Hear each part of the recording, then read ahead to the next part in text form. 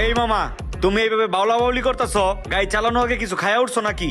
হ্যাঁ খাই না, না খালি চালাম কেমনে? শক্তির দরকার আছে ব্রো, শরীরের মধ্যে রিল্যাক্স দরকার আছে। রিল্যাক্স আইছে, এখন সেইভাবে চালাইতেছি। ওই মামা, তুমি রাস্তাটার দিকে একটু চায়া চালাও না, দেখকে তোমার ভয় লাগতেছে কখন রিস্কাটা উল্টে যায়।